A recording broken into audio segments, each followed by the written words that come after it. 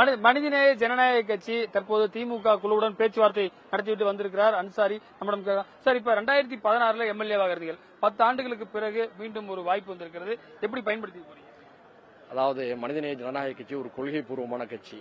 உங்களுக்கே தெரியும், 2016 2021 வரலையும் தமிழ்நாட்டுடைய வாழ்வாதாரங்கள், வாழ்வுரிமைகள் அனைத்திலுமே நாங்கள் களம் கண்டு சட்டமன்றத்தில் எங்களுடைய உணர்வுகளை பிரதிபலித்து பலவற்றை சாதித்திருக்கின்றோம்.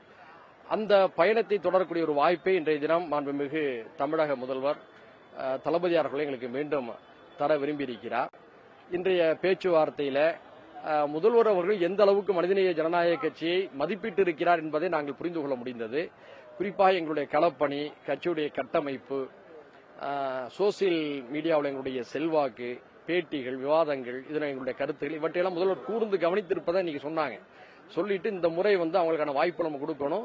மிக முக்கியமாக அலைபாயாமல், அணிமாறாமல் திமுக என்ற அந்த கூட்டணி அவசியம் என்ற விசுவாசத்தோடு, கொள்கைப்பட்டோடு இருந்திருக்கிறாங்க.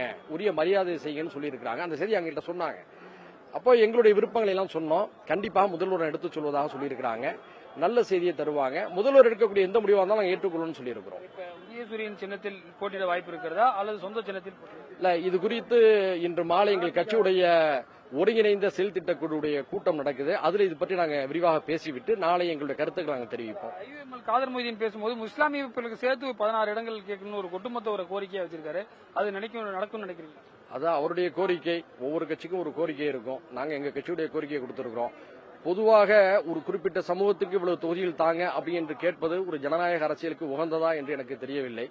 சமூக நீதியின் மீதும் தமிழ்நாட்டுடைய நலனின் மீதும் அக்கறை கொண்ட எல்லா கட்சிகளுக்கும் வாய்ப்புகளை அவரவர் சக்திக்கு ஏற்ப வழங்க வேண்டும் என்பதுதான் எங்கள் மனிதநேய ஜனநாயக கட்சியுடைய கொள்கை.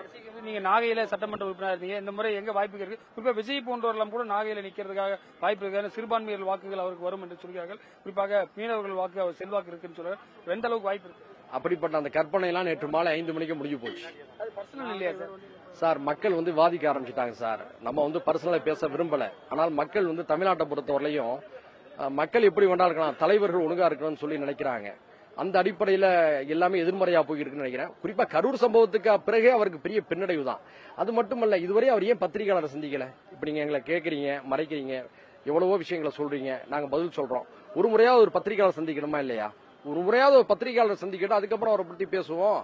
அதனால அந்த வாய்ப்புகள்லாம் போயிடுச்சு. கரூர் சம்பவத்தோடய பொதுவா போயிடுச்சு. சிறுபான்மை மக்கள் தெளிவா இருக்காங்க. என்னன்னா, இன்னைக்கு மோடி என்ற ஒரு தீய சக்தி இந்தியாவை, அதனுடைய ஜனநாயகத்தை சீரழித்துக் கொண்டிருக்கிறது.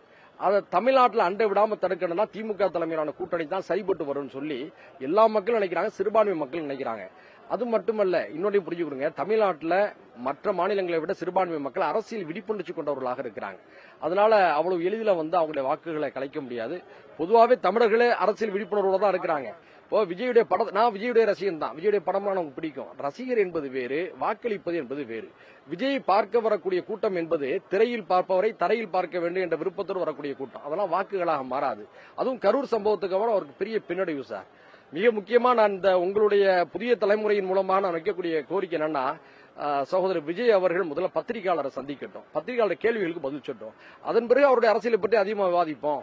பல்வேறு விஷயங்களுக்கு தெளிவாக நம்மிடம் பகிர்ந்திருக்கிறார் புதிய தலைமுறைக்காக ஒளிப்பதிவாளர் நரேஷுடன் ரமேஷ்.